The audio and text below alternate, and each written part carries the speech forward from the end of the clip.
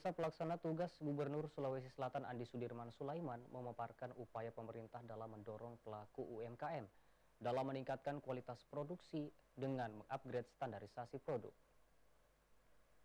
Produksi kalau kita di Sulawesi Selatan ini memang sebagian besar di sektor pertanian.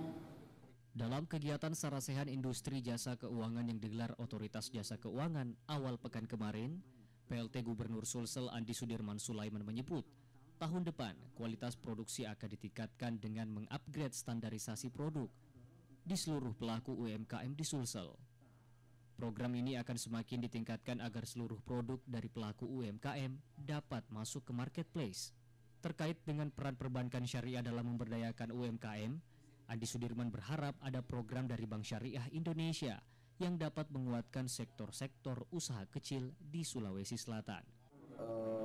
Produk standarisasi untuk sertifikasi dan juga ada packaging ulang bagaimana. Tapi tentu kita akan programkan lebih menggeliat lagi tahun depan bagaimana program-program ini bisa menjelajah ke seluruh UMKM kita sehingga bisa standar, bisa masuk di marketplace langsung, terutama terkhusus di publik swalayan dan sebagainya, dan juga tentang online dan juga tentang offline lebih bagus dari segi add value dan health value, dan juga tentang sertifikasi dalam produk processingnya.